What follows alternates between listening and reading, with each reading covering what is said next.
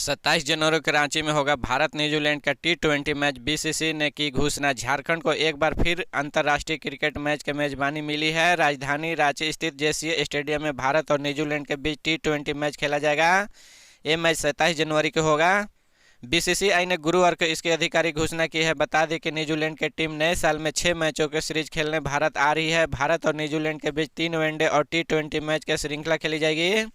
गौरतलब है कि भारत और न्यूजीलैंड के बीच 6 सीरीज का आगाज एक दिवसीय मुकाबले के साथ होगा। 3 वनडे मैच के सीरीज का पहला मुकाबला 28 जनवरी को हैदराबाद में खेला जाएगा। दूसरे वनडे 21 जनवरी को रायपुर और तीसरा वनडे 24 जनवरी को इंदौर में खेला जाएगा।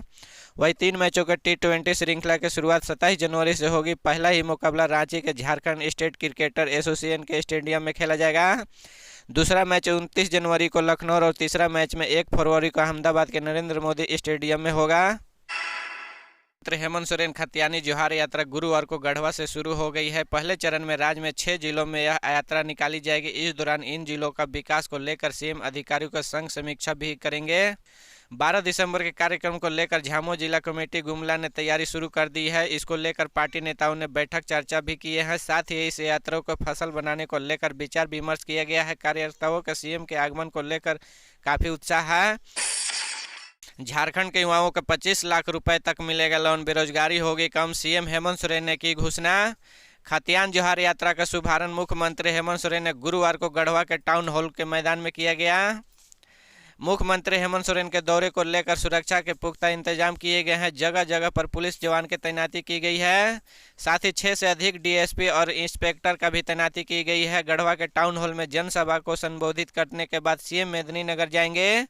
मेदिनीनगर में स्थित परिसदन भवन में सीएम को पलामू में आयोजित विभिन्न कार्यों में हिस्सा लेंगे। इस दौरान खतियानी जोहार यात्राओं को लेकर सीएम हेमंत सोरेन का शिवाजी मैदान में जनसभा को संबोधित करेंगे। इस कार्यक्रम में पलामू के जेएम के कई दिग्गज नेता शामिल होंगे।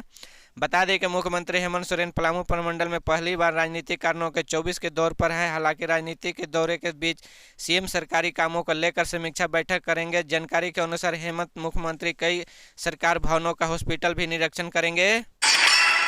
बाद में लगातार बढ़ रहा है वायु प्रदूषण का स्तर, जानिए क्या है कारण। बिजली कटौती के बीच डीजल जनरेटर प्रदूषण को बढ़ाने में सहायक साबित हो रहे हैं। धनबाद के शहरी क्षेत्र में सीधे तौर पर प्रदूषण करने वाले उद्योग नहीं, बावजूद यहाँ का प्रदूषण लगातार बढ़ रहा है। इस मौके पर उनके साथ पेयजल एवं स्वच्छता मंत्री मिथिलेश ठाकुर, कृषि मंत्री बादल पत्रलेख, एक श्रम मंत्री सत्यानंद भोक्ता उपस्थित थे।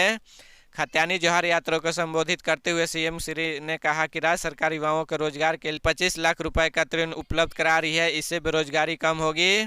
सीएम श्री सोरेन ने कहा कि 20 सालों का जख्म 3 साल में नहीं भर सकता है, इसके लिए और समय की जरूरत होगी। कहा कि अगले साल से राज्य सरकार राज्य के सभी जिला मुख्यालय में सीबीएसई के मान्यता प्राप्त स्कूल खोल रही है।